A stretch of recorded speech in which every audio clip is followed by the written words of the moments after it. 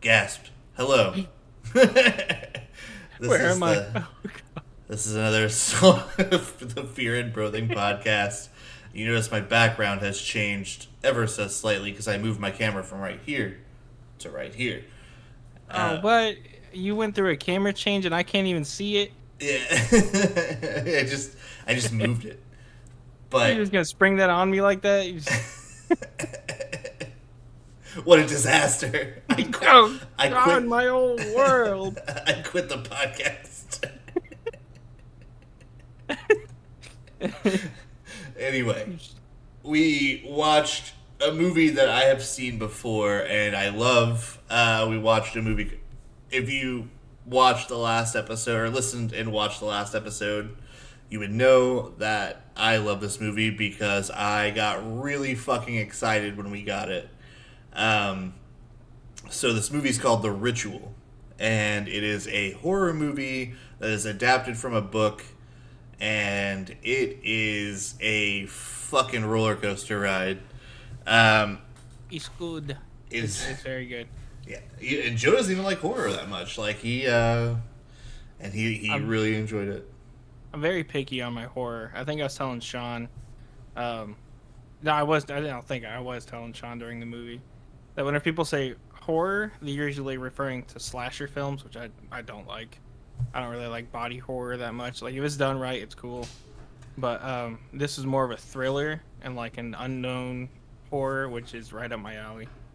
Yeah, there's a lot of like intrigue to this one where you're like, what the fuck is going to happen? Especially if you go in blind. Like if you watch this, go in blind and. Well, hopefully you're watching this before you listen to this because we are going to get into spoilers. So definitely, definitely watch this movie first because there's a lot of cool shit that happens. A lot of really fucked up shit happens too. So we kind of kick it off with some friends hanging out at a pub because they're very British, all of them. They're hanging out at a pub. That's another thing. If you're going into this movie, don't expect English slang. Just know that you're going to hear a lot of English slang and English terminology that I don't understand, but I kind of followed it as much as I could whenever they would say things like that. But yeah, love this movie. Love the acting in it. It's fantastic. The shots, the cinematography in this Oh man. insane. Like, and I honestly like with the guy who directed it. His name's David Bruckner. He directed the first short in VHS, which is the best one, by the way. Oh no shit. Okay, I didn't know Yeah. that. Have you seen VHS? Yeah, Yeah, like a while ago. Amateur Night, the one where they're like taking the girls back and from the club, Oh, with the and vampires. she's a succubus. Like, just, you just, it's, but that is what she is. I'm imagining. I'm thinking right now that you're thinking of whenever you hear the word succubus, your mind immediately goes to that South Park episode. Wait. Oh, Oh. I didn't know. No, I was. It was just There's because. got to be a morning after. No, I was thinking like because so uh, they're like they take him back from the bar, and I'm pretty sure aren't they like women of the night kind of thing? So one of them is Oh, okay. the others are just like trying to get laid. So the other guys or all the guys are trying to have sex with them and film it. That's what they're doing. And then the one girl is like really fixated on the kid with the Google glasses, and she's like, "I like you," and he's like, "I like you too." And Yeah, then you're pretty cool too. yeah, and then they're like, then they like start harassing the other guys. Start harassing the succubus. They don't really know that she's basically like a pterodactyl. Um, Succubus. yeah, she's fucking horrifying. But like, Yeah, I remember that one. and then she like starts getting more and more like monstrous. Yeah, that's such a good short though. Like it's so good. But that's the same guy, same director. He's also the director of the newest Hellraiser. Oh, Yeah, like this, like the series, the or 2022 one. I think there's a I think there's a series. This is the movie on Hulu. I have not seen it yet. I've seen the original Hellraiser. I like it. I mean, this one might not be too bad. I mean, I hope it's not bad. They've already made like 7 of them. They've already made like 7 Hellraiser movies. Something like that, yeah. Because there's Well, okay. Down Hellraiser. Yeah, okay. I see. Hellraiser. Yeah, there's Hellraiser 1. And there's like 6 sequels or some shit. They kind of lost me whenever they like. And this is like a crutch for sequels. They have to go to space for some goddamn reason. Like they always gotta go to space. Like Jason X. Oh god, yeah. The nanobots making him like a machine. Like fuck off. Come on. Jesus. But back to brass tacks here. We got the ritual. It kicks off. The homies in a pub, drinking, pissing the night away. Oh, Danny boy. Oh, Danny boy. Danny boy. Danny boy. I get knocked down. I get up again. They're never gonna keep me down. That sounds just like him. I'll get knocked down. And I'll get up again. They're never gonna keep me down. I'll take a whiskey drink. He drinks a cider drink. He drinks a whiskey drink. He drinks a vodka drink. He sings the songs that remind him of the good times, and sings songs that remind him of the better times.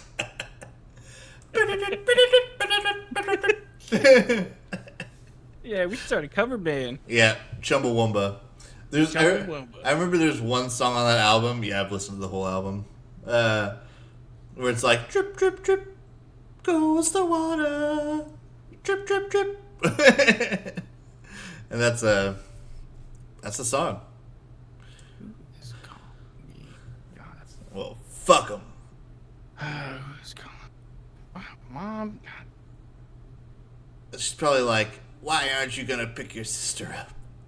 So you better pick your sister up because your car's fucked. Where are you? I am indisposed.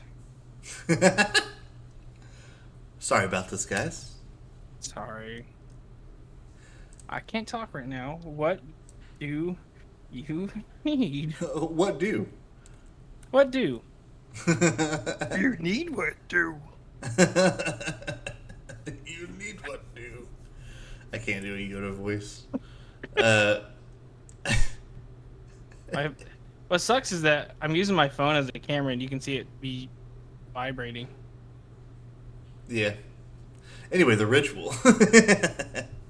So they're talking about where they're wanting to go on vacation, and because they're doing a lad trip, is what they call it. Like, we're gonna do a lad trip. Where are we going? And they start like running off different places, and they're like, well, I'm not gonna fucking go there.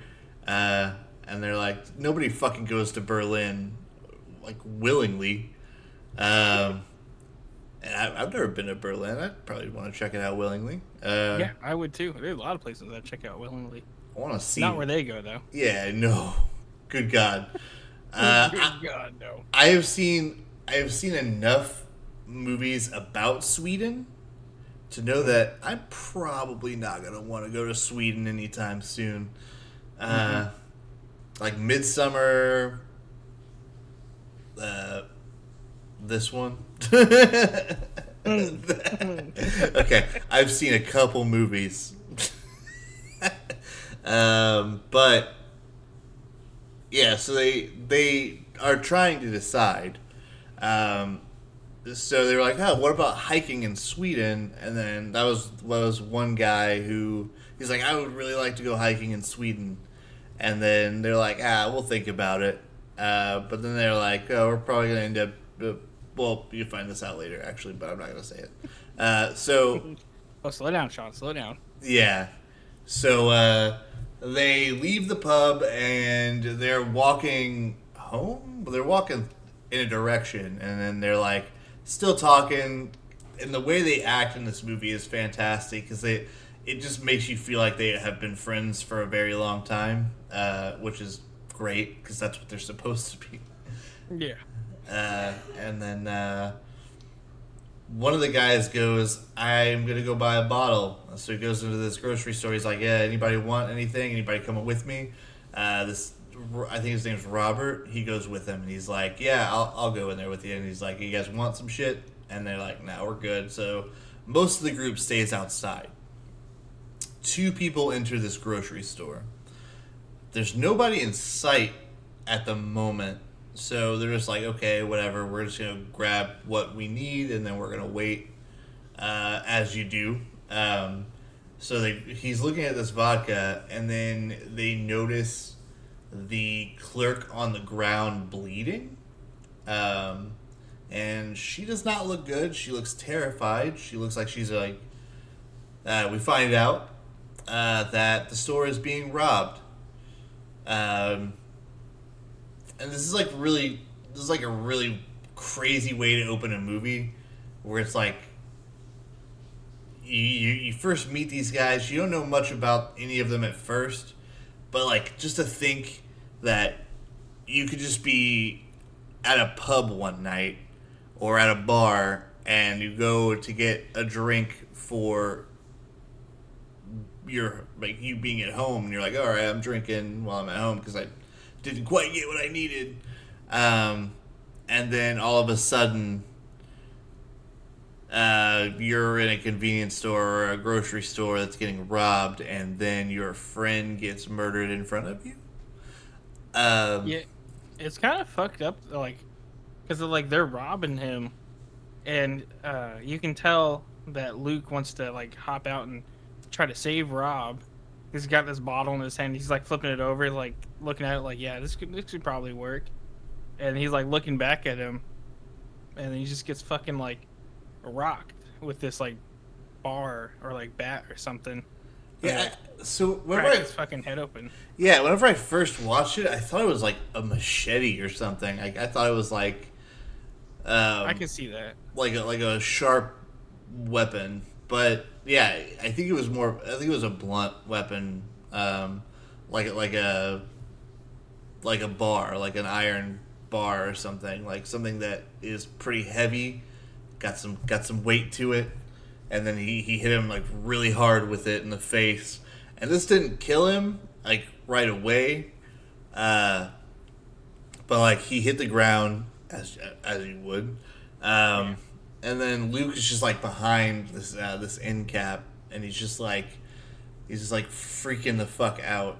Obviously, he just watched his friend get hit in the fucking face, and this is one of those situations where like people would be like, "Yeah, I would probably do something," and then you never really know until you're in that situation what you're capable of, because there are people who are like, "Yeah, I'd do that," or "I would do this differently." Yeah. You fucking wouldn't.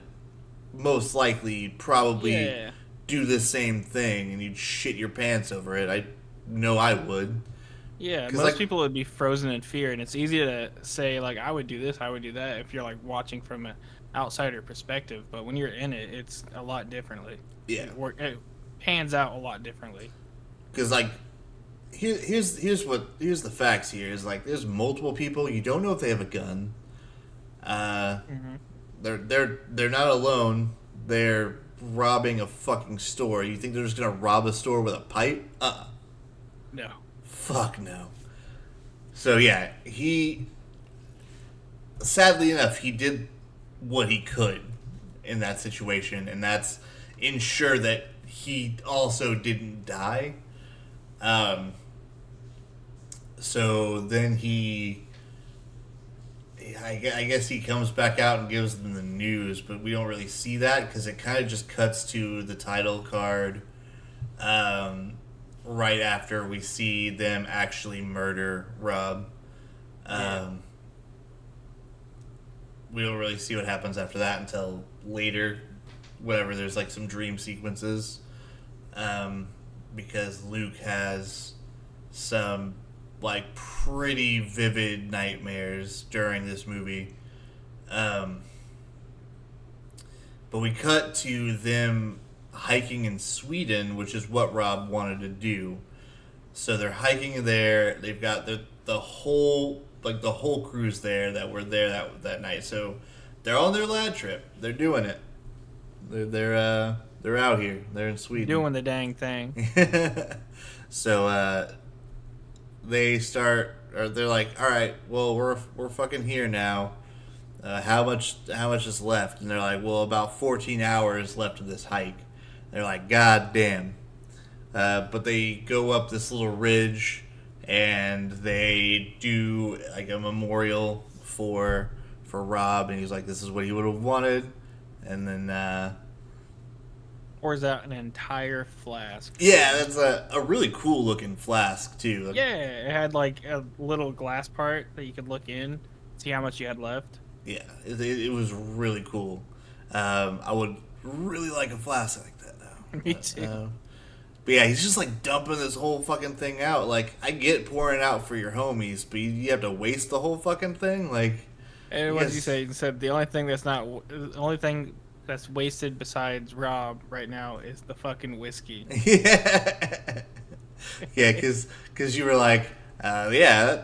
He pours some out for the homies. That dude's wasted now. I was like, yeah, the only thing more wasted than Rob is that whiskey.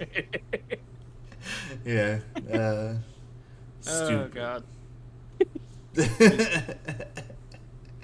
Oh my god. But yeah, so they start like talking about how long the trip is, and then Dom, which is like the most annoying character in this movie, he's a little shithead.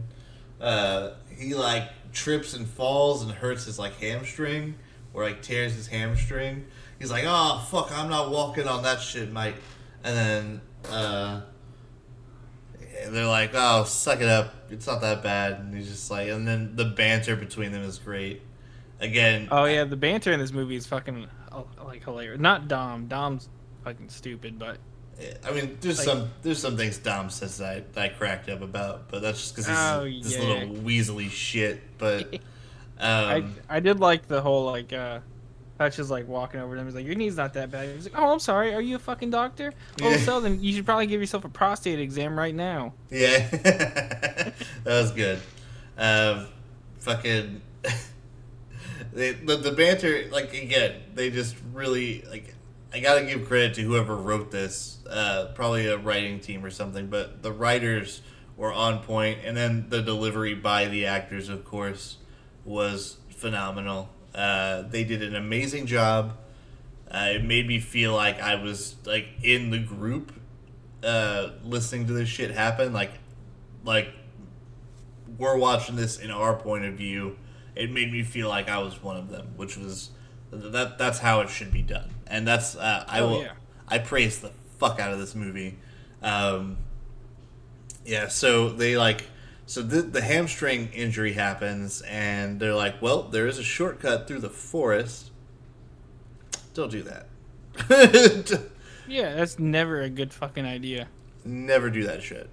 Not only because it's a fucking forest and you don't know where the fuck you are, but also it's in Sweden.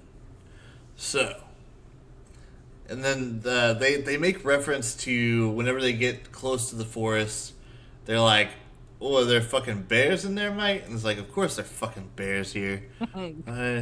So like it's fucking Sweden. Of course there's bears. But we're like, but us as the audience, we're like, that's probably the least of your worries. Unless this was Cocaine Bear or The Revenant, that's the least of your worries. Cocaine Bear? Yeah. Did you not know that's a movie? No. The Trauma video? Or No, Trauma movie? No? no, it was a Hollywood directed film called Cocaine Bear. Cocaine Bear. It's real. Oh, it's got fucking Ray Liotta in it. Yeah, I'm pretty sure it was his last movie. Did he die? Yeah, Ray Liotta's Oh. dead. Oh shit. Yeah. Oh, this is his last movie? God. What happened to you, Ray? I think Carrie Russell might be in it, but I'm not sure. No. Oh, thank God. No, his last one's Fool's Paradise. Okay. He's just a producer. He was just a producer. Never mind. I know Carrie Russell was in Antlers, which is another movie that I think Guillermo del Toro produced Antlers. Anyway, so the ritual. I was about to spoil something, but not really, because I don't think Antlers and the ritual have that much in common. Considering the ritual, I don't think it's a Wendigo as much as it was like this like Norse god that was that they were like summoning. I mean, it's in the name, the ritual. Like, obviously, there's something like ritualistic going on. Yeah. Yeah. So they start walking through these woods. It's pouring down rain, and the banter just continues. It's fantastic. Really funny stuff. They're like there's so many like really good emotional beats. They're just like just nailing the dialogue on the head for this movie. The chemistry between the four of them was like spot on. Like it felt like they were actual friends for life. Like they were just kind of like arguing like married couples. Yeah, exactly. Yeah, it keeps you entertained. It keeps you like locked in, and like you want to keep watching this movie. Which a lot of movies these days that they don't do that, and it's just all very short on the whole script. Like the idea for the movie could be good. The shots could be well done. I feel like when it comes to making a movie, the hardest part is to get the dialogue right, and then the easiest part is probably the cinematography, just because like a lot of that you can, if it doesn't look at like exactly like you want, you just fix it in post. Yeah, I mean, there's ways to make that look shitty though too. Overdoing it for sure. Yeah, I feel like you're saying that as a photographer, like that cinematography is the easiest, and I can see. Personally, I think cinematography would be really hard, and getting dialogue would be really easy. But that's because if we're reversing it, like I write.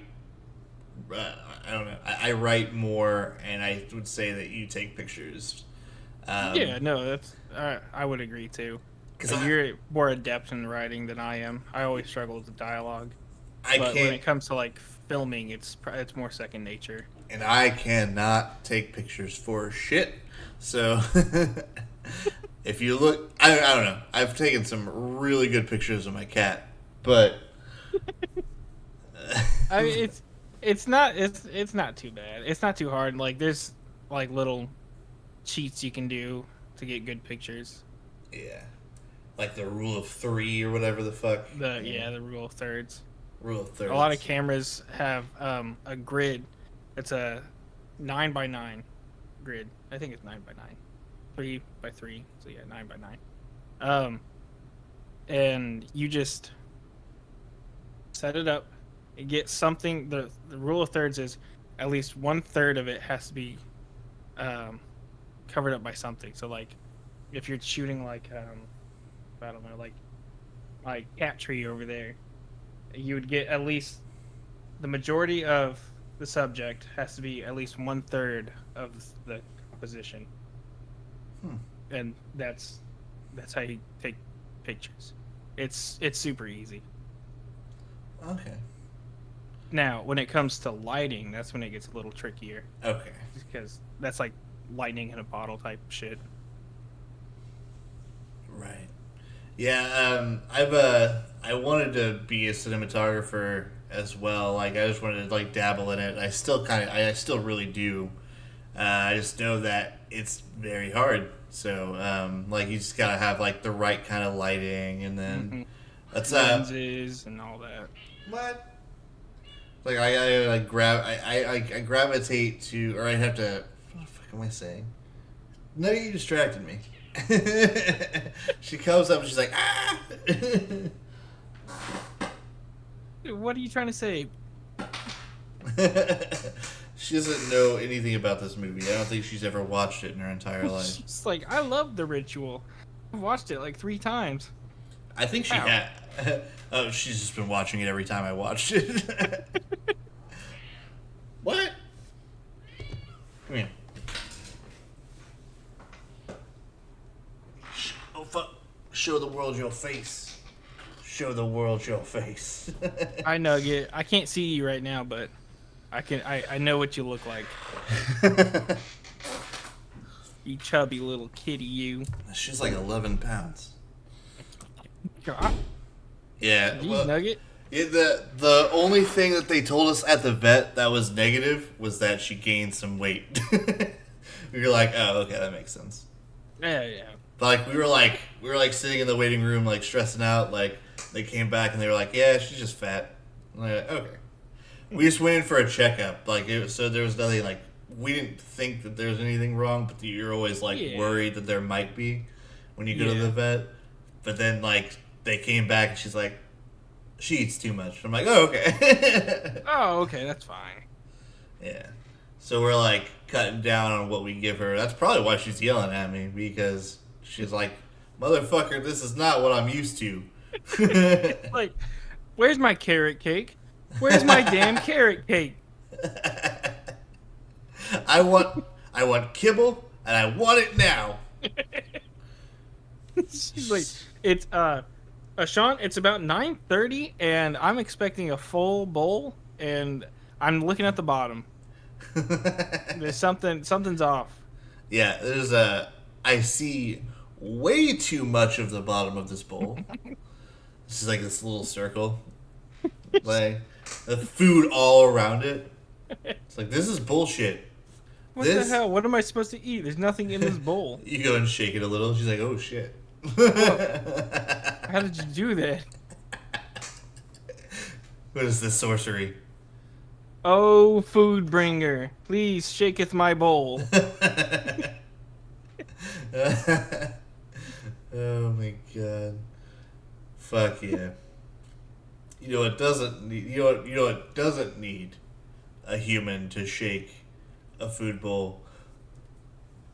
The Norse god that kills people in this movie. I knew it was happening. I knew the segue was coming. I was waiting for it. It was not as smooth as other ones from past episodes. It's like a Segway with 2 flat tires. On a very bumpy road. Yeah. Oh my god! But yeah, the ritual. We get into the. Did we get to the part where they're at the house? We're getting to that now. It's pouring rain. They're walking through the forest. Dom's bitching the whole time, and then He does. And then like they see this like little cottage, this little house, and they're like, "You think we're gonna fucking go in there?" And, like, honestly, the characters in this movie, they are very intelligent, but they're like, well, what other choice do we fucking have? Like, what was his name? Like Hugh. Oh, Hutch. Hutch. He is probably my favorite of the 4. At least early on.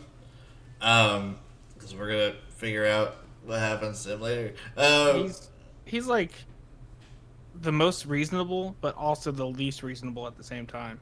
Yeah, he's like, let's go into this cottage and stay the night here. I mean, because it is pouring rain, and there's probably wildlife that would want to eat them.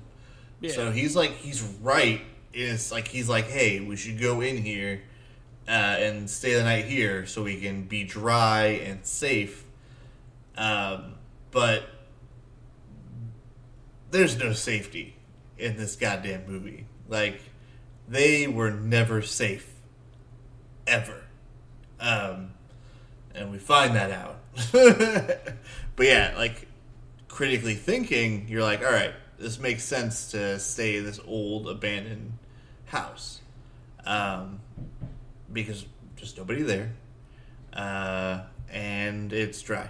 So they end up breaking into it and sleeping there. But before they do that, they explore the house, and the house has some. Well, first I think they see like some markings on the trees, right? Yeah. So before they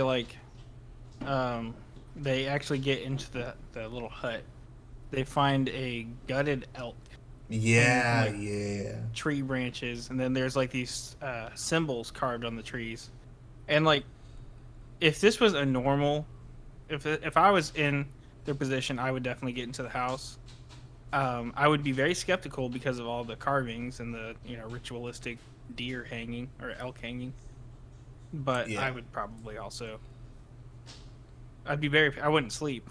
That's for fucking Yeah, sure. no fucking way. So they're in the house.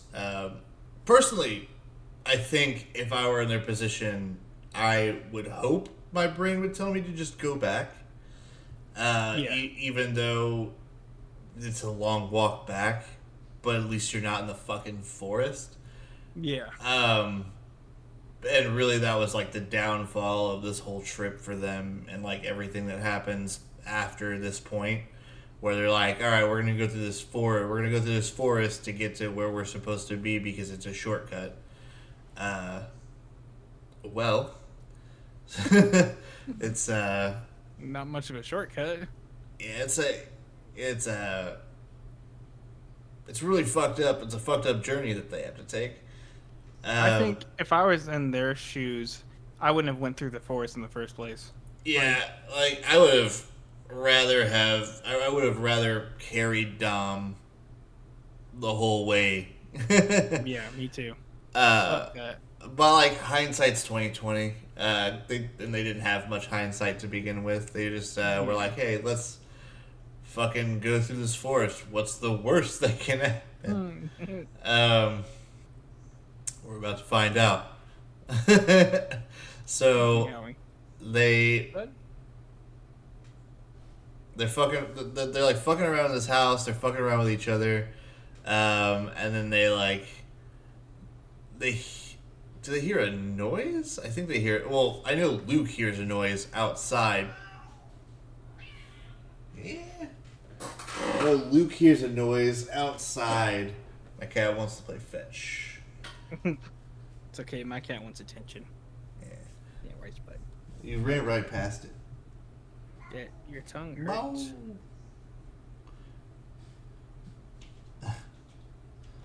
Oh, that's a new trick. I thought you were trying to put the. I thought she was trying to put the hair tie around the doorstop.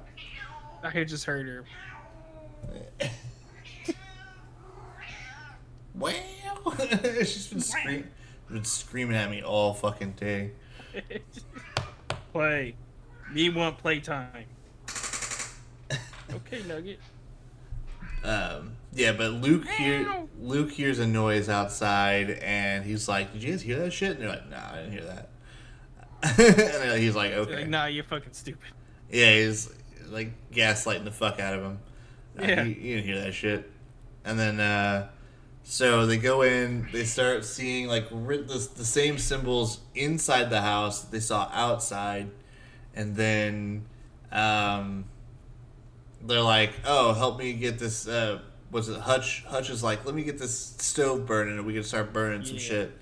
And then they're like, hey, go check upstairs and see if there's anything that we can burn up there.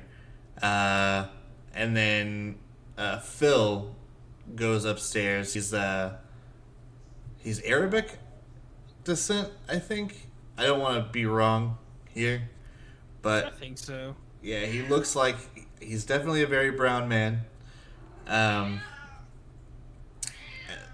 Dude, I am busy. All right, I'll grab it. I'll do it. I'm doing it. Good, Fun. good catch. Fun. All right, and then so they go upstairs, or at least Phil does at first, and then he sees this like hallway, and he sees this door at the end of it, and he opens the door, and I love this scene a lot because it's like it lets all of the characters say something before they reveal it, because like Phil goes, "Guys, get the fuck up here right now," and then one by one, so Dom comes up, he's like, "Holy shit," and then you see Hutch, and he's like, fuck. And then Luke, he's like, what the hell is that? And then it shows you like it's like a ritual, like a setup of a ritual. Or Yeah. maybe What's crazy about it is like it looked like twigs, like in the shape of a human with like antlers for hands, and I think it had like bird hooves. feet. I think it was. Did it have hooves? I think it had hooves. Hooves. Hooves. Hooves. Hooves. Did you see it, Spud? He didn't see it. I scarred him for life. I know, now he's all freaked out. He's like, I just want food. So yeah, it's like this basically like an altar, like a shrine, but it's like kind of like a Burning Man, but with hooves and like antlers for hands. It's crazy. They do not stay in that room, and then they like all get their sleeping bags and they're ready to go to sleep, and they're like, I think Phil's like, yeah, I'll give $1,000 to somebody who fucks that right now. And they're like, I fuck. just said to sleep with. Oh. I think that we were saying to fuck it. Yeah. We were like, yeah, whoever fucks that thing gets $1,000. It's a pat on the back. A hot dog and a handshake.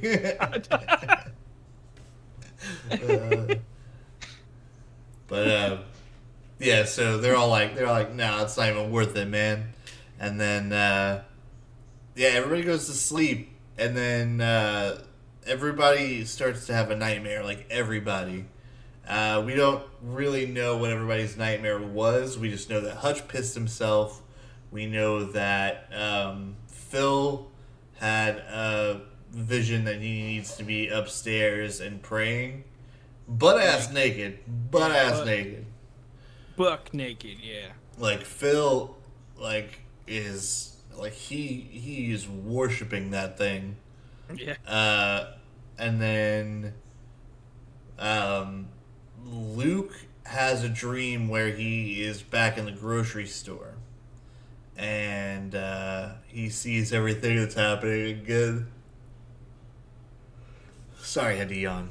But it's been a long day. But yeah, so Luke sees the grocery store, and then isn't there something like different about this though? Like because he's like outside also, and then so he's like, and then he like ends up having like this wound on his chest that's like starts to bleed in a specific shape on his chest, on his shirt, and then he pulls down his shirt, and then he like sees like holes in his chest, looking like he got stabbed with like antlers or something. So you're thinking, or at least I was whenever I first saw this, like years ago. I saw this years ago. I was like, oh, it's a Wendigo story probably. Like this is and you kind of think that, like, too, whenever you start seeing glimpses of the creature. It's big as fuck. It's really fast. It has hooves. It has antlers. You're like, okay, cool. It's a fucking Wendigo story. This is really dope. I haven't seen one of these done well. So I guess kind of. It's like It kind of is, yeah. I mean, I think the that's probably why it looked familiar to me. Was because when it finally showed him, like that looks very familiar. Like I've seen that, but I think you're talking about a Wendigo. It kind of looks like the creature was inspired by a Wendigo. And like Norse mythology in general. Yeah. Like they say it's the bastard son of Loki, which I'm not sure how to pronounce what it's called. Whatever they pronounce it in the movie, but I didn't. Like a Jotun or something like that. Yeah, Jotun or some shit like that, or Jotun. I don't know. Oh, okay. A Jotun is a giant. They are collectively referred to as the Jotnar. Jotnar. They were a race of giants who were often in conflict with the gods. Mm. Huh. Well, there's definitely some conflict here. I think some conflict is undermining it. Yeah. There's a lot. Yeah. And then so we see them leaving the house. They're starting to walk. They're like, we just need to get the fuck out of the forest. But this is where Hutch starts to kind of lose his credibility. Like, he is trying to find a way out, and he is looking at the compass. I think there's a moment where he like taps the compass, and then we made a joke like he doesn't know how to use it. He's like, yeah, this is a compass. How the fuck do you use this thing? I thought this was a pocket watch. There's no numbers here. It's just fucking. Where's the 12 at? What are these letters? What do these letters mean? Damn Swedish fucking watches. We actually bought that in the UK. Oh shit. Shit. They take a bunch of selfies in the forest too, which is funny because they're like, say Brexit, and that's ha ha ha ha ha. And he's like, they take the picture, and then he's like, oh good, 4 twats in a forest. Yeah. I think that was Dom that said that. Yeah. Yeah. Well, he had some good lines in there. This is like right before Dom started showing his like dickish side, where he was like, oh no, I was like, was it no? That was when they first got into the forest, I think. Okay. Yeah, okay. it kind of like all blends together a little bit until things start happening. I thought that was so I thought that they started having this spat like right before Hutch dies. I think it was the night leading up to, so like they so they're walking again after the nightmares. Yeah. And Phil keeps trying to talk about it, but Hutch is just like, no, you're being stupid, okay? You sound like my kids. Yeah. And that's whenever Dom decides to take a break, and Luke's like, I'm gonna go up to this ridge and then try to see if I can find my way out. Right. And then he sees the creature. Yeah, he saw like the hand of it like on the tree. Yeah, and then he like freaks the fuck out because he sees like another part of it, because he's like, it's like trying to like run away, or like maybe it's just making noise just to startle him, so maybe he can like get him or something. Yeah. But he runs back. He's like, guys, I just saw a big fucking thing, and they're like, shut the fuck up. And then it's like, no, I'm being super serial, guys. I'm being serial. It's Man Bear Pig. Guys, some super serial. Man Bear Pig is real. He's out there. Al Gore. Al Gore, you silly. It's like, first you're gonna tell me about climate change, then you're gonna tell me about Man Bear Pig. Man Bear Pig.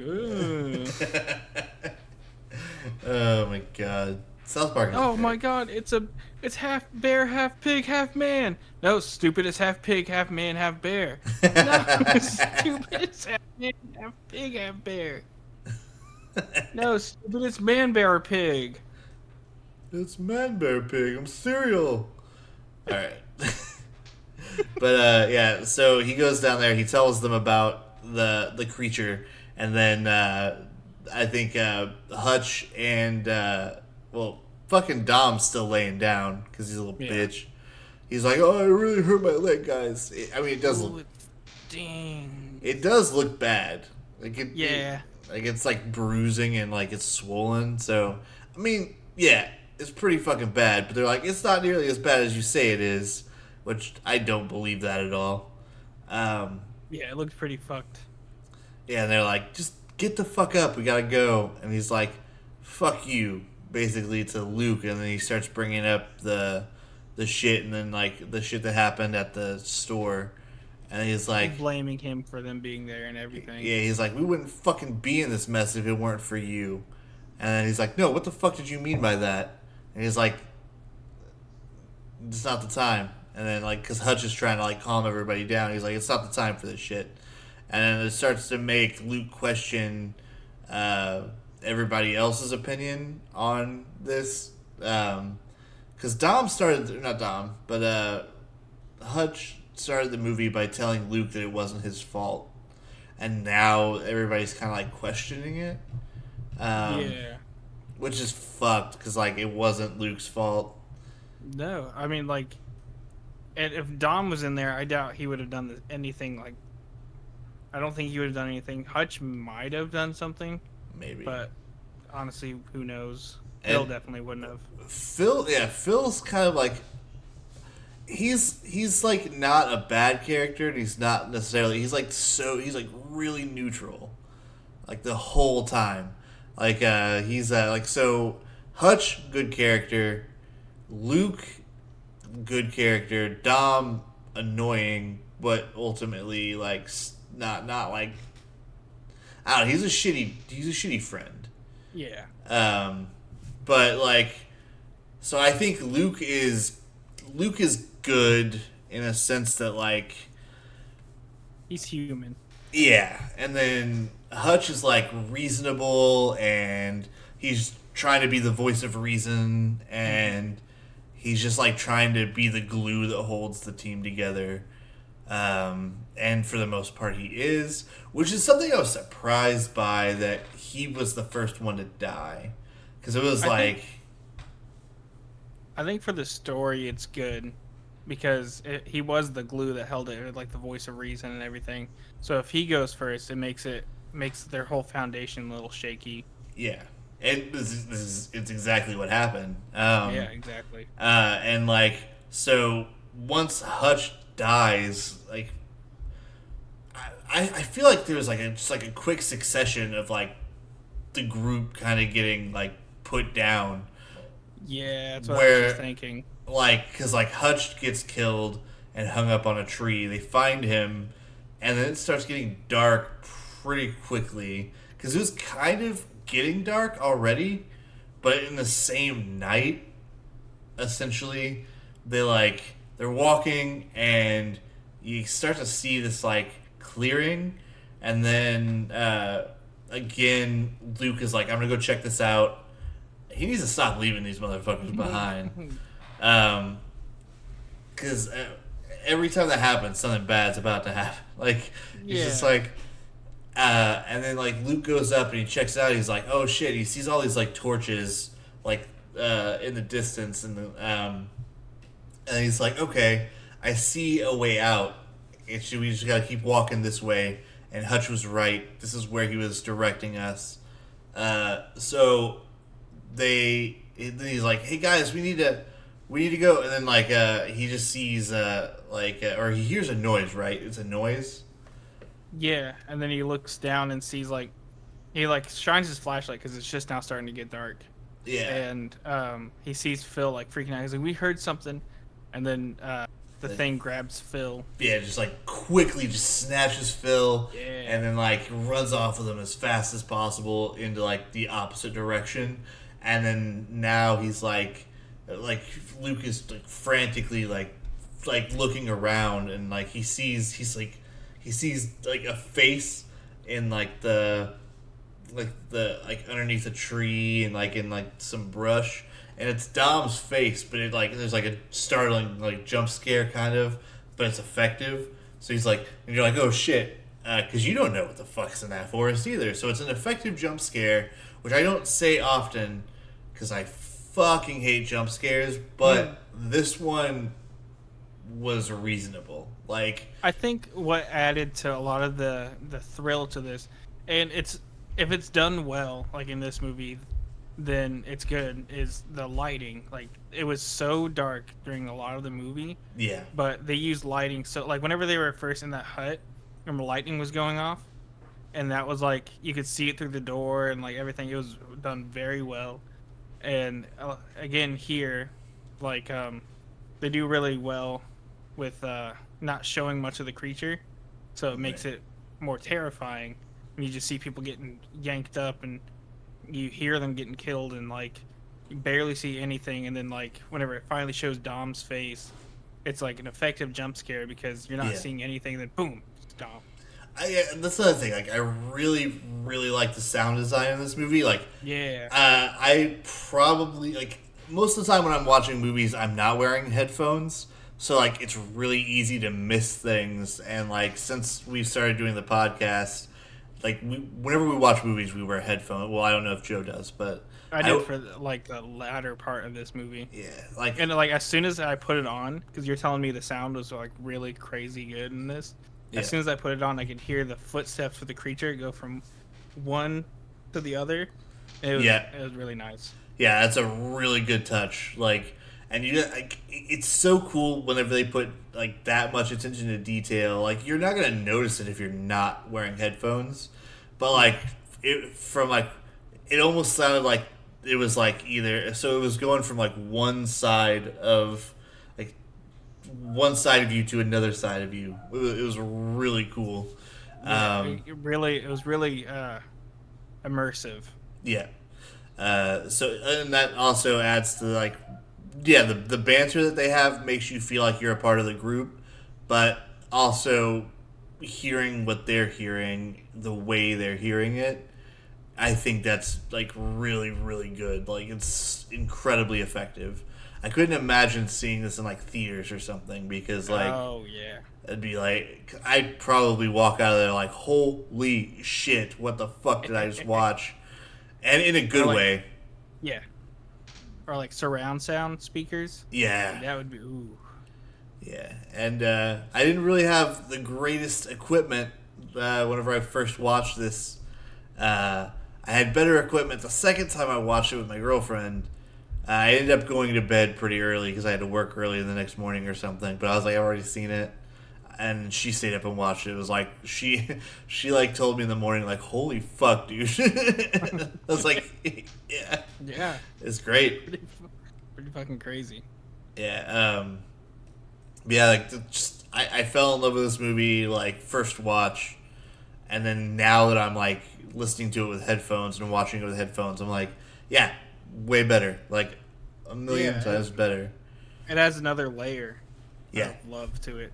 Yeah, exactly. Like I am way more excited about this movie than I was prior to like because I loved it already and I didn't even get all of that and now I'm like I love it. Like this is I would watch this again. Like um like probably like But 1,000 times over I would watch this movie again. what's But crazy though is that like it didn't get like it's a really good movie, like really well done, really well shot. The sound design is impeccable, but it only got like a 6 out of 10. yeah, that's because people are dumb. Yeah, That's all I can say is that like this movie was phenomenal and people are horror does get shafted. Like yeah, um dramas are really what's going to get like the audience score up. Like you look at Shawshank Redemption, great movie. Can't talk shit about Shawshank at all, but like that's the kind of story that's going to get like the high yeah, which is sad because like you look at The Ritual, yeah, it's a horror movie and there's like they don't I feel like The Ritual doesn't rely on the monster. It doesn't rely on jump scares or the atmosphere. It rely That's another thing. It has atmosphere. yeah. It does. Some horror doesn't. But it's like so it has atmosphere, it has a creature, but it also has like this like what am I trying to say? It has this like level of relatability with the friends, and it has the has this like ability to make you feel claustrophobic, or I guess that's the atmosphere. But Mm. like, there's just a lot going for this movie that, and like even just like the music is really fucking good because it doesn't like it's not even distracting. It's not telling you how to feel. Um, I think it's just a really well done movie, just all together. I So think so too. And like going back to that claustrophobic thing you're talking about, I remember talking about how they had some of these shots were just so well done. Like they would like the framing of it was like it was really dark on the sides, and then in the middle was trees and a little bit of light. But it was like you can see the branches in between look like little spikes, and it's just like barely any light coming through, and it kind of added to this like trapped feeling, like you're just yeah, surrounded by trees. yeah, and like that's the just the whole point of this is that they are essentially fucked Yeah, now. So it's just like as soon as they step foot in that forest, fucked. And that's another thing. Like we're gonna get into towards the end, because like the ending is like very revealing. Like they did not have to go into that forest. If they had never stepped foot in that forest, they would have been fine, which is fucking crazy. But like there is a so there so what's his face Phil gets caught, and then they're like walking around, so they're like fuck, we gotta, so, they see the guy in the brush, what's his name, Dom. They see yeah. Dom in the brush. He goes and hides with him. He's like, all right, we gotta get the fuck out of here. um, he's like, I can't with my leg. He's like, no, we're gonna get the fuck out of here. We're gonna get up and we're gonna get the fuck out of here. It's like, I'm not leaving you behind, which is like a redemption arc now for Luke because of what happened at the grocery store, what we already know about. So there's a redemption And arc there. earlier, whenever Luke and Dom were having it out, Luke said that Dom's no longer his friend. Yeah. So it's kind of Uh, like it's they're together now, and Luke is like you don't have to be friends with somebody to want to save their life, but yeah. it kind of like adds to it. Like there was this Yeah. turmoil like that happened literally the day before, and Yeah. now it's like it's all behind them. Like he's just trying to get him to safety, trying to get him to see his wife again. Yeah. Yeah. And it's just like we'll get into like the stuff with his wife and stuff in a second. Like it's really heartbreaking. It's just like, but yeah, they're like, all right, we need to get the fuck up. We need to go on three, one. And I really like this moment because he's like, all right, 1, 2, 3, and they still sit there for a second, and then they go, fuck, and then they like get up and like start going because like you're not gonna want to go on three. Like No. like you're just like, oh, god damn it. It's like, Like it's already 3. so, and then they just like, fuck, all right, and then they go, and they're like, so Dom's hobbling, so they're supposed to be running, but Luke has already promised not to leave him behind, so he's just like carrying him, and they're only going as fast as Dom can go. So they see the creature, um, right? This is what happens. Like they see it. Yeah, it's like right behind them, and they're like running down this trail of lit. There's like these little tiny man-made like candle holders almost, like lighting this trail leading all the way to this cabin. Yeah. And then they go into the cabin and shut the door, and then immediately, he's looking around, and he sees a record player that's playing this really crazy, like, folk music, and it's just like, it's like pretty haunting. It's like almost like chanting, and like, but it's on a record player. Um, and then he starts looking around, and he sees this old lady. She looks like she's making something. And then he gets knocked out. Luke does, because I'm pretty sure Dom does too, obviously. But Yeah, then they locked him. Then they lock him in like this like shed, or like this room. It's a room. I think it's a basement. Yeah. So they lock him in there like they're prisoners. Um, and then they come down. So like Dom and Dom and Luke are having a conversation, And Dom's like, hey, there's some glass on the table. Try to reach it and break it and cut these ropes so that they can escape. And then while he's trying to reach for these with his feet, like he's trying to get one of these glass bottles that's on this table, and he can't reach it. And then the door starts opening, and he's like, "Fuck, okay." So he's got to go back to where he was locked up at. He's still locked up, or he's like tied up. They're both tied up, and then the old lady comes in with like 2 or 3 like weird looking incest looking motherfuckers. And then like as soon as I saw one of the guys, it's like, oh, what the fuck? Oh god, it's the monster. Yeah, he's super fucking ugly though. He's ghoulish. Yeah, that's actually way better than anything I was saying. I was like, that fucking guy's ugly. You're like, yeah, this dude looks like a fucking goblin. But yeah, he's grotesque looking, like terrible. Yeah, so they're looking at him. The old lady's like giving him whatever the fuck's in that picture. He's like, is this? She only gives Luke. Yeah. Little picture. Yeah, because then she goes up to Dom, and then, well, first she like shows her scars because she sees the blood on his shirt and pulls his shirt down, and she's like, "Me too, baby." And like, but she's speaking in like a Nordic language. She's like, "Meh, meh, meh, meh, meh." And then he's like, "What the fuck are you saying?" And then she's just like, "Blah, blah, blah." And then she walks over to Dom. And she's like, "Blah, blah, blah, blah." And then she's like, and then she turns to the ugly people. She's not attractive herself. She's, nah. but she's like, and then and they're like, and then they come over and oh god, Durka, Muhammad Jihad. Team of man. That's what it sounds like. Durka. Muhammad Jihad. Team America, man. God damn it. If we get that, that's also gonna be great. Another, yeah. Imagine if we get Walk Hard next, and then you said the Descent. The Descent, and then Team America. Team America. God. Pop star, never stop, never stopping. Oh my god. And that is gonna be the hardest top 10. Yeah. Holy shit.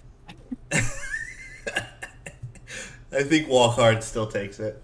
Imagine like we have like the next top 10 is probably just going to be like if the next top 10 after this one was like Pop Star, Walk Hard, maybe not the Descent. I love the Descent, but I don't know if you would like it as much as I do. But fucking yeah, so Walk Hard, Pop Star, Black Dynamite. Cream corn. No. And he looked at me and he said, "Dulce sound like some cartoon shit." Dulce sound like some cartoon shit. He looked up at me with his little Chinese eyes. They were in fucking Vietnam. He looked up at me. These little Chinese knees hanging from the ceiling. He looked the ceiling fan across the hut. He was laying flat on his face. He looked up at me and he said, "Dulce sound like some cartoon shit." I knew it to be. Wow, Black Dynamite. Oh, the old birthday candle trick from Nam. Just when you think it's out, it comes back. I threw that shit before I walked in the room. Oh god, that's another movie we probably wouldn't have to watch to review. No. But we would. How did you know? Donuts don't wear alligator shoes. Oh my god, dude.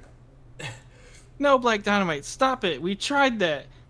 He's like shaking the kid. He's like, "I'm gonna shake this smack out of your little doped up body." He's like, "No, Black Dynamite, stop it. We tried that already." I'm gonna send your ass back to Crenshaw Pete with his high ass coat hangers. Did you like that, bitch? Like, you dealing, brother? I need I need my bread and I need it now. If you put a few of these honeys out in the streets, I'll get you your bread, partner. But Black Dynamite, I sell drugs in the community. Who are you? Oh, that's Black Dynamite. Shut up. I know. I was gonna fuck him up. Militants turn startled. Sarcastically, I'm in charge.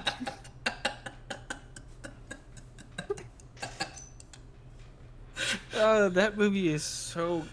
If we got that and Walk Hard, that would be the hardest. Yeah. Number one spot. Yeah. Both of those movies are just gold. Yeah, absolutely. Popstar has its moments, but it's not as good as those two. Like, yeah, Popstar is really good, but yeah, I agree. I fucking love Popstar, but I would definitely put it third place over Black Dynamite and Walk Hard. Yeah.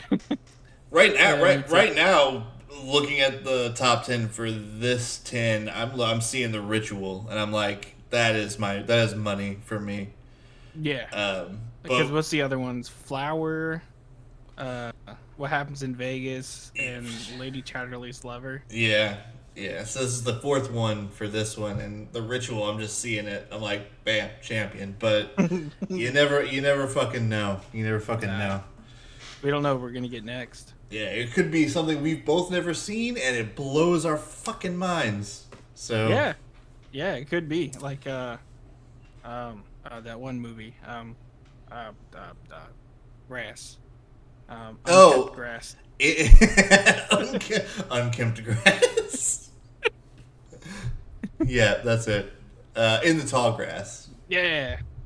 Yeah, that was I had never seen that. I've seen like trailers for it, and I was like, that looks interesting, but I never sat down to watch it until the podcast. So that's what's good about this podcast. We watch movies that we would never, ever watch. Yeah, it's true. We watch not because they don't look good, but because we're like, I could watch it some other time. Yeah. Well, except for like maybe Lady Chatterley's Lover, which wasn't that good. We've never a lot of dong. Yeah, I would. Well, there's more titty, but yeah, I would have never in a million years watched Flower because I just don't give a shit, and I would never watch it again. No, I watched it years ago and hated it, and then I saw it again. I saw that we got it. I'm like, oh, damn it. And I like that, like, we randomize it and we can't be like, all right, let's re-randomize because, like, it's set in stone. It's locked the fuck in. But speaking of locked the fuck in, these motherfuckers are trapped in a basement. That was a good segue. I like that one. Yeah. These motherfuckers are trapped in a basement. They end up deeming that Dom is not cool enough for the basement anymore. So they're like, hey, let's take this guy upstairs and beat the shit out of him for a little bit. So they do. And then they bring him. Do. I thought that was the end of Dom right there.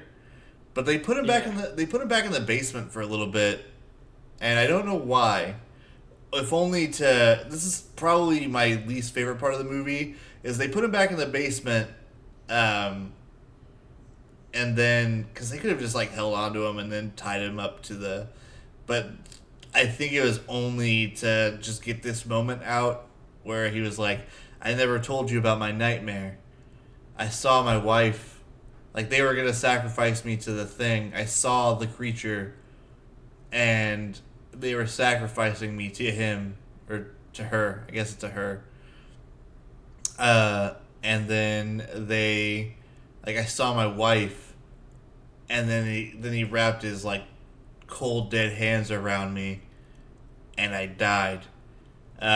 So basically, like, he foresaw his own death being a sacrifice, and then that's exactly what happens. So then they come and get him, and then it happens. Like, they tie him to this pole, and then Yeah. Well, I think there has to be fire for effigy. Is it? Yeah. Okay. Yeah. Um, but yeah, they tie him to this pole that like ritualistic. I'm not sure if that's true about the effigy though. But they tie him to this pole, and then you start seeing rustling in the trees, and everybody's bowing, kneeling to the creature, and then it comes out, and it's his wife from the trees. He sees his wife coming out of the trees, and she's like, Gale? And she like grabs his face and looks like she's about to kiss him goodbye or something. And then you see the monster's face. And it is terrifying. Like it almost looks like it has a hood on its head, like and like glowing yellow eyeballs, but that's only the face. Because the rest of it is like a fucking like a deer, like a giant fucking deer or moose or whatever, and it's like it's a big boy. It's got like some crazy demon looking hands. Yeah, like coming out of his like cheeks. Yeah, and These cats. that's what he and that's what he's grabbed with is those hands. And then he picks him up, he takes him to a tree, and just fucking shoves him on there. And there's just a whole bunch of dead bodies in the trees from the same thing happening. And it's so that... And it's explained to Luke why this is happening, is that he's been chosen to live amongst them. He's been marked. And it doesn't... And this is another thing I like about this movie, is it doesn't, like, spell it out for you that, like, he's been chosen. They're it's kind of vague even when they're speaking to him. They're like it's like you just have to kneel, and then you will have. She said, you kneel, or you be put in a tree, kind of like just like that. Okay, I had to take some heart medication, but yeah, so she's like, yeah, kneel or end up like your friend, basically. Your friends. Yeah. But yeah, the reason that this is happening is so that they can live a pain-free life, and a long-lasting life. Or never, or she said, what did she say, never-ending life? Yeah, so they sacrifice people in return for immortality, is what this is saying. And pain, and for it to be pain-free. And she's like, there's a lot of pain in you. Which, yeah, he saw all of his friends die. So, starting with his friend back home, like all of them had Rob, and he died, and then now he's seeing the rest of his friends get killed one by one by this fucking thing. But yeah, it's a younger girl who actually knows some English, and she's telling him all of this, and he's just like, "Why me though?" And I don't remember what she said. It was something along the lines of Oh, got a lot of pain in him. Oh, right, yeah, I did just say that. Yeah, it's like, why me? It's like, because you got a lot of pain, and we want to set you free, or whatever. And then she leaves, and then because he's already broken his hand to get out of the rope, and then he's been biting on the rope, so he kind of had to like pretend he wasn't free, and then he like gets up, and then he starts doing some Die Hard shit. He's barefoot, and then he's like sneaking around Nakatomi. He's sneaking around the hut or building that he's in, the little house, and then he finds like this room with a bunch of guns, which I'm assuming was all taken from people that they sacrificed. So he picks up this gun, he puts some bullets in it, he grabs some bullets, and he makes sure he has more of them. And then the really ugly guy is like, and then he's like fucking around, like fumbling around with this fucking shotgun, and then he's like. I thought he was just gonna hit him with the shotgun because that's probably what I would have done if I were. Well, we said this before. I don't know what I would do if I were in this situation, but I think I would try to hit him in the face with it. But maybe him just fucking around with it and just shooting him was probably the best bet. Because what if the guy grabs the gun? And I'm like, well, fuck. Well, what's scary is that when he goes to shoot him the first time, it like jams up. He's like, shit. And he gets to like fuck around with it a little bit more. Yeah. I'm surprised the guy didn't try to like bum rush him. He just kind of like sits there like, oh shit, and he finally gets it to work. Yeah, he's just like, because that guy doesn't seem like he would really know what to do in a situation where a gun is pointed at you. So he's probably just gonna like keep trying to fuck you up. But like that guy does not look like he's afraid of death because he looks like death himself. Like he's a freaky looking dude. But yeah, he does that, and then he starts to try to walk downstairs, and then the old lady appears. He's like, the funniest part of the movie, he punches her right in the face. It's great. Oh, yeah. she's like, Mer? And he's like, whoosh. And then, what's funny is that like I was thinking like, oh, punch her, and then he just punches her immediately. Yeah. It's like, please hit her in the face. Oh shit. He does it so quickly too, like no hesitation. He sees her, he's like, boom. It's so good. So he starts walking downstairs, and then the younger girl comes in, right? No, because she's outside bowing. And then she gets grabbed by the creature. Before that, he's upstairs with a torch, and he goes into this room with like these weird mummified people. Like they're still living, but they're just like kind of mummified and they're like gasping for air in there. So he just like sets them all on fire. Yeah. That part was pretty fucked. That was. Yeah. Because, like, didn't Dom say, like, you're going to get out of here and you're going to set this place on fire? And he does that. So, and then the creature, like, he, like, grabs the girl and, like, throws her through the door. And then he, with his little masked face, like, looks down and, and sees Luke. And he's like, peekaboo. And then Luke's like, fuck this, I'm going out the back door then. So he like goes out the back door and then he starts running away from it, and then the chase begins. There's a very like action scene-y type situation going on here. Like an action movie scene where he's like running through the forest, and then pop star. I can't say that though. Hunter the Horrible or some shit like that. Oh yeah. Stomping through the forest like a Tyrannosaurus. I won't say the actual word that he uses because it's not good. Oh, it's offensive. It's offensive.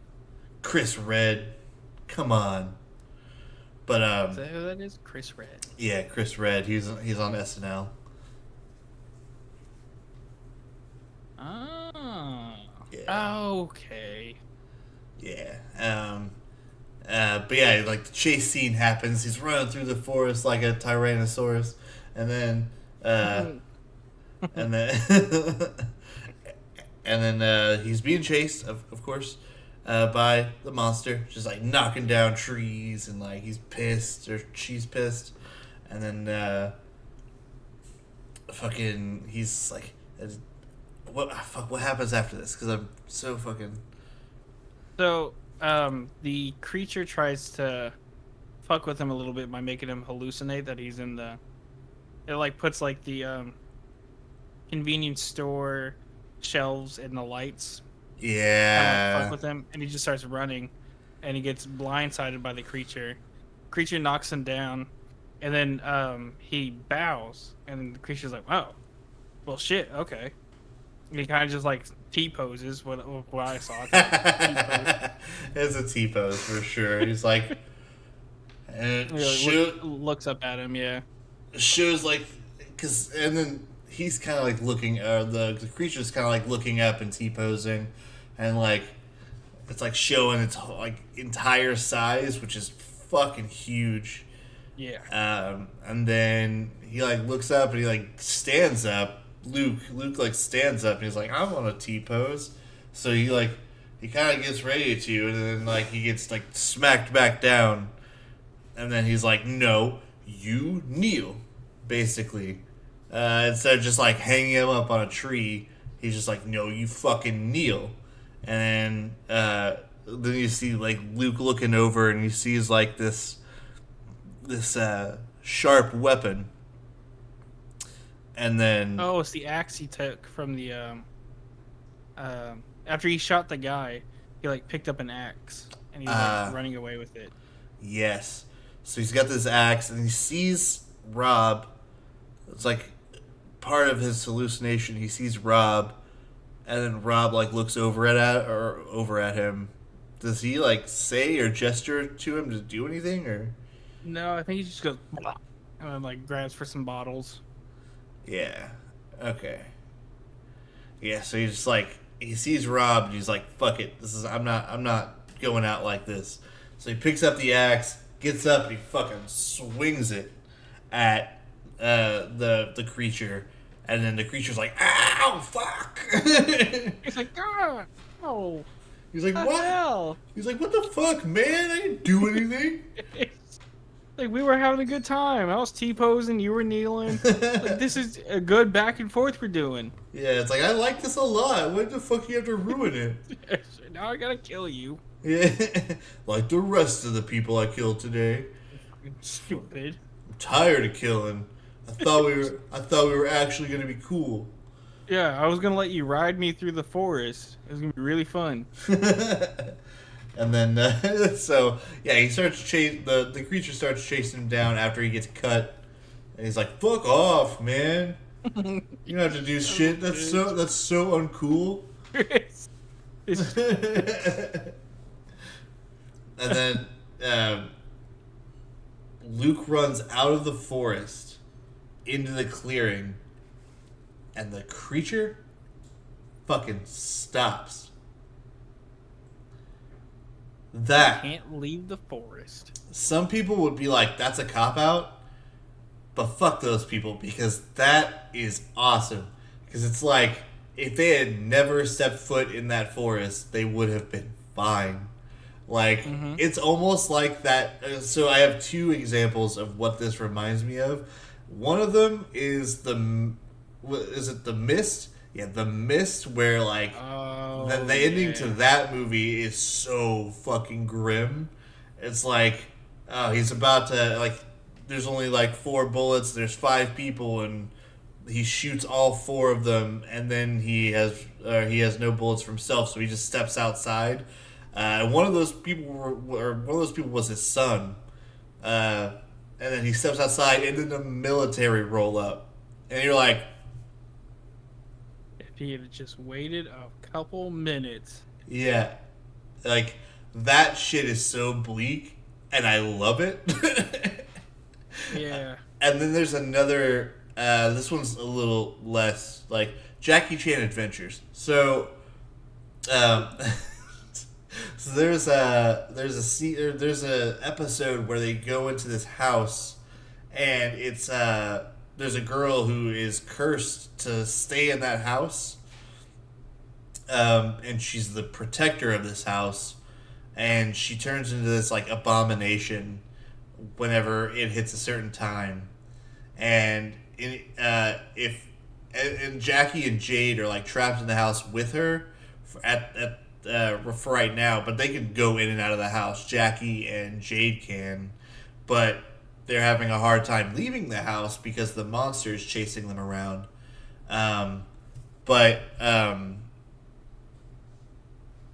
We find out that Jade leaves the house. Jade and Jackie leave the house at one point, and now they're like, well, we have to figure out how to save her now. But like, cause she is just a little girl, that turns into a monster, and the little girl's not bad. The monster is, and the curse is bad. So they're trying to figure out how to lift the curse before the time expires, but also make sure that they can also leave the house, because at a certain time, if they're trapped in the house, they're trapped in the house for centuries, because the house only appears every like couple centuries or something. So yeah, it's fucking crazy, but that's what that reminded me of too. But the creature cannot leave the forest. I don't know why. Um, Mm, but me either. yeah, can't leave the forest. But I That I think didn't know Jackie. That that's kind of bleak for a cartoon. yeah. Oh no, Jackie Chan Adventures got fucking dark, dude. Like I love that show. I don't remember Um, too much from it. I watched a good majority, like a bunch of the episodes. I don't remember. I didn't watch like all of them, but I watched a good portion of them. it was like fucking. They got to a point where they were like demon hunting and shit. Like they were like, that shit was crazy. Um, yeah, fucking like it started off as a show about Jackie Chan watching his niece, and they have to like fight for talismans and shit and fight a dragon. That show was cool, man. I don't fuck, man. I don't care. Yeah, I forgot about that show. Like, it just seems like something that would have been like a cash grab. Like Jackie Chan he's an action star. Let's make a cartoon about him, and they did, and like, fuck, it was good. Like, Yeah, it went on for 5 years. I didn't know that. yeah. I think at a certain point it stopped being good. Maybe not. I haven't actually watched it. I haven't watched the whole thing. Maybe I should. Um, but fuck, man, Jackie Chan Adventures was dope for a while, and not just like this is not even just me like wearing like nostalgia goggles. Like I watched a little bit of it like maybe in 2011. I think I remember watching it a little bit and like remembering that it was good. Like, but yeah, Jackie Chan Adventures, dope. I guess John DiMaggio, the guy who voiced Bender, was played in Jackie Chan Adventures. Hmm. That's kind of crazy. Who was he? He was in 25 episodes. He was Hawk Fu. Hawk Fu. He is. Let me see if I can find a picture of him. Ah, a picture. Hawk Nice. Fu. I like vaguely remember. Let me see if I can find a picture. Uh, buff guy, red hair, Fu Manchu. Um, he had 4 arms at one point. It looks like. Hmm. No, also known as the Black Tiger, is rather tall and he plays.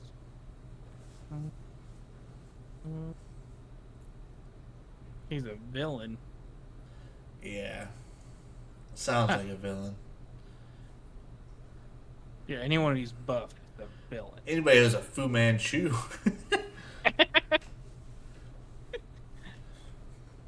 Damn, the opening sequence took almost a year to develop. Damn. God damn. That's probably why it's good. Yeah, that's Um. insane. Anyway, yeah, he walks out of the forest, and that's basically. Oh, he starts screaming at it, like, which is Triumphantly, yeah. yeah. I mean that's the reaction to have. Like, if it's not coming at you, like you're like, yeah, fuck you, I won. So he's just like screaming at it. Yeah. What? And then the credits roll. What did you think? What is your I give this about an 8 out of 10. I would give it a 9. The only gripe I had was at the end, the kneeling scene was just a little bit too dark for me. Like the lighting was. yeah. It was like I could tell what was going on, but only slightly. But other than that, the whole movie was just Yeah. brilliant. I'm thinking it's a 9. Like it's probably one of my favorite horror movies. It's so fucking good, dude. I loved it. It was like I was afraid because you were hyping it up so much. I was like, like I always hate when people hype up movies or anything like too much because I'm like, well, like I don't want to be disappointed thinking it's gonna Right. be like this good, but it was that good. It was Yeah. pretty goddamn good. I feel like, and I don't want to toot my own horn here, but like, I feel like I am the same way whenever people talk to me about movies where they're like, oh, dude, this movie's great. And I'm like, yeah, well, I know my taste, though. So, Yeah. um, and like, but whenever I'm like, dude, this movie, like, I don't know, how many times have I ever been like, yeah, this movie's fantastic, you should check it out. How many times have you walked out of it? Because we have similar tastes. Yeah. How many times have you walked out of like a movie where I'm like, dude, holy shit?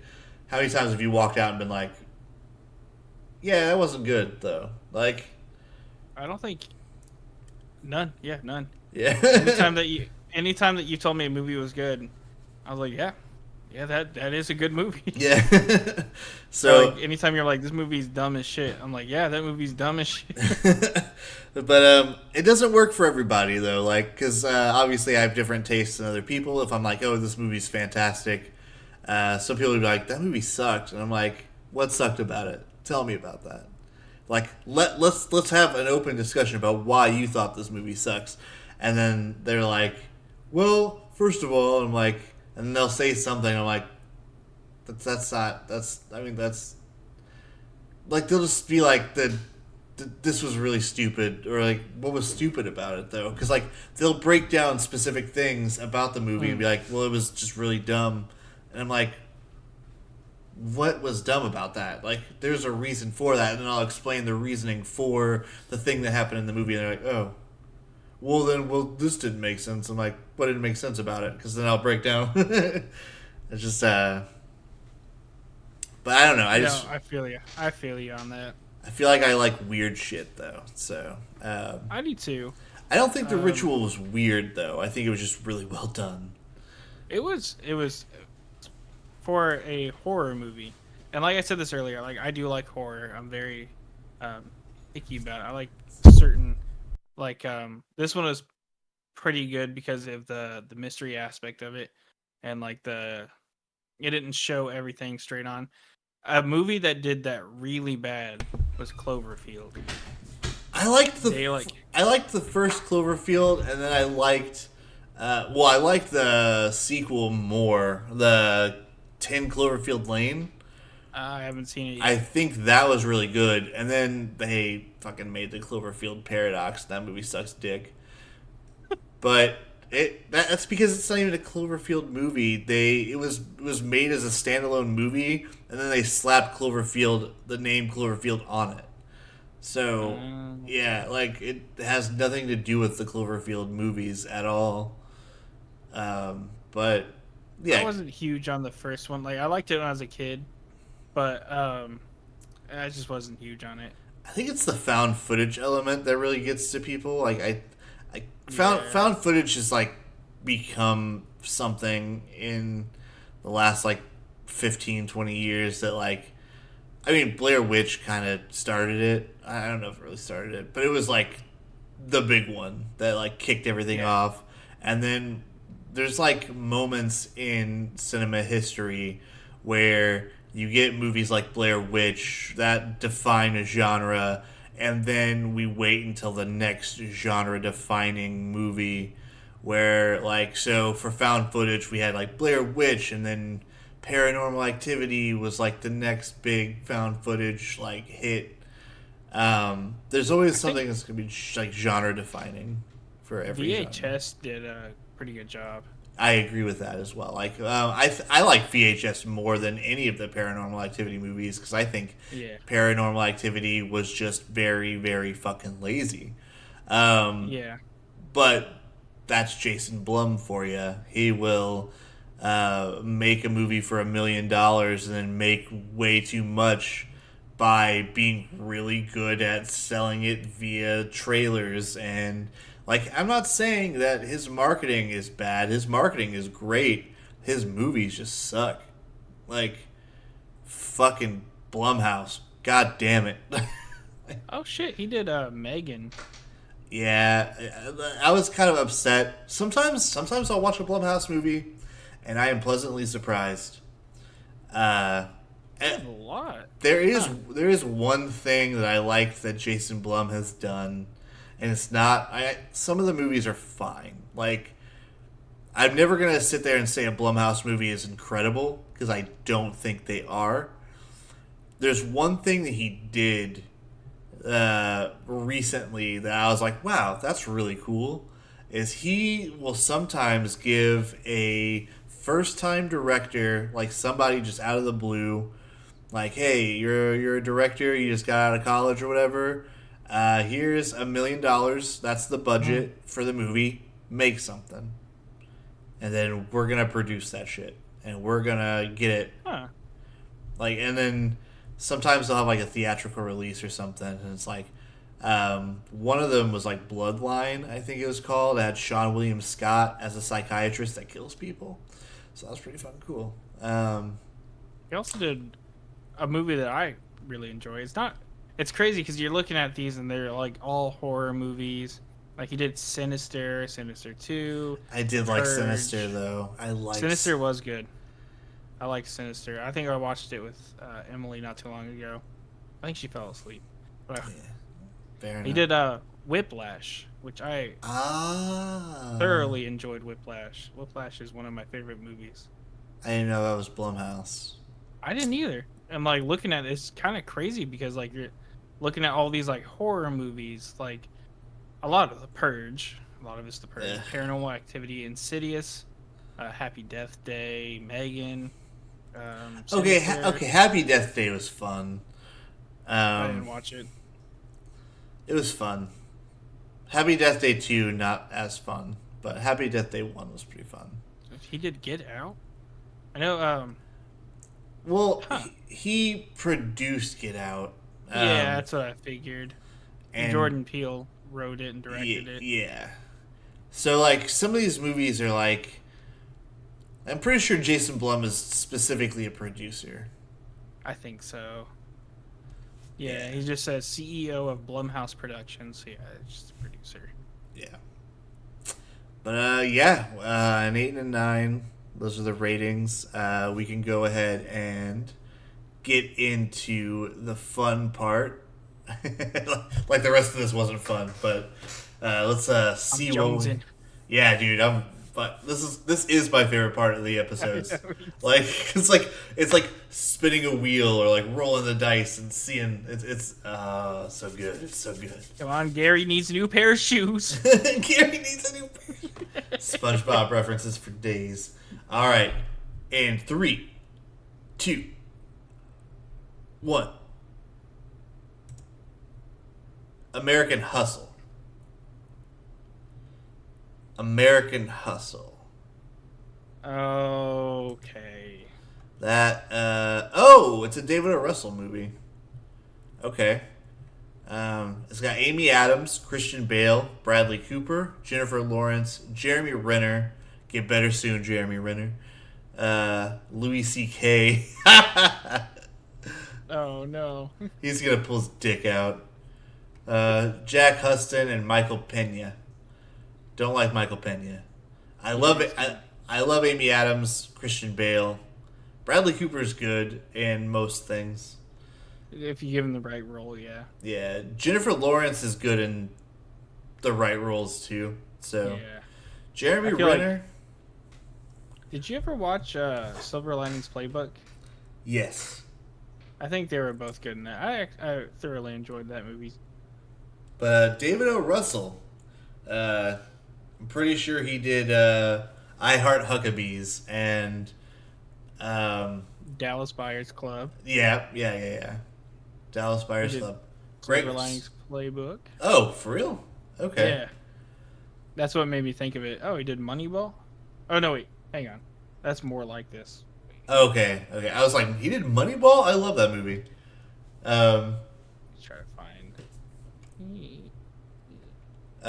It was nominated for Best Picture, Best Director, Best Actor. It didn't get a win, but it got nominated for Best Picture, Best Director, Best Actor, Best Supporting Actor, Best Actress, and Best Supporting Actress.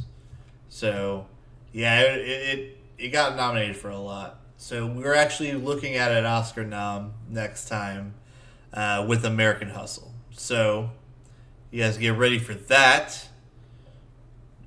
I am excited. I am too.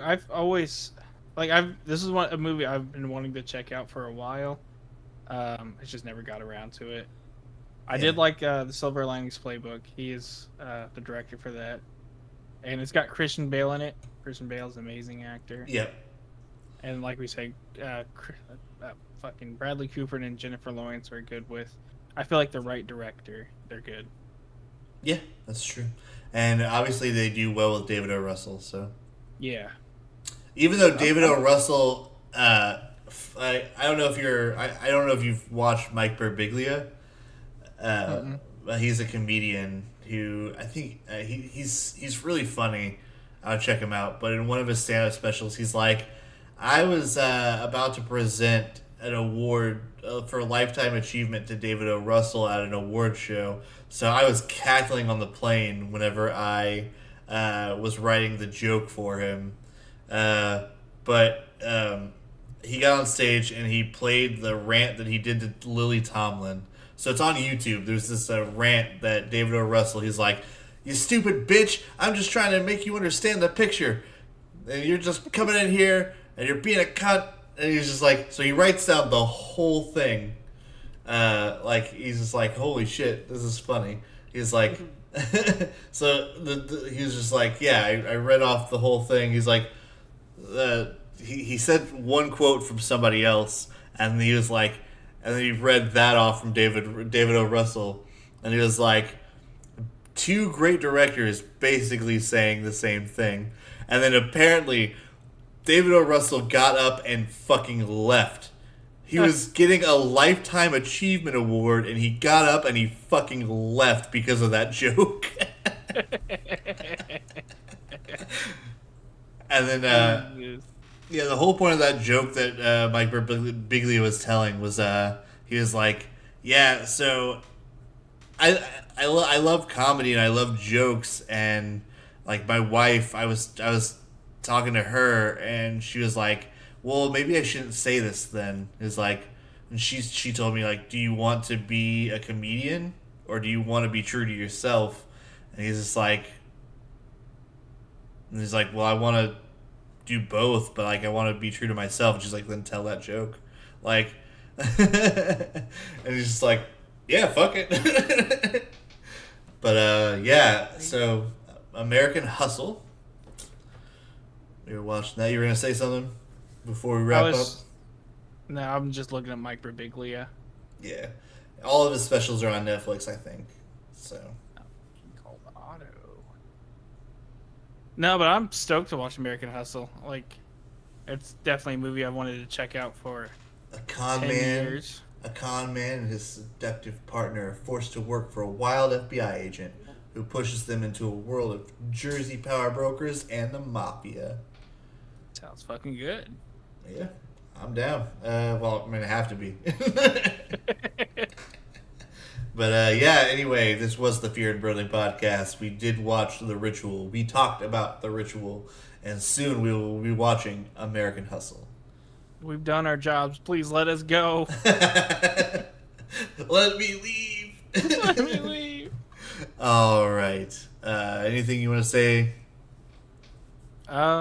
I love you guys. Yeah. Oh. I also love you guys as well, and I hope you guys have a good whatever time of day it is for you when you watch this, and times after that, because life gets hard.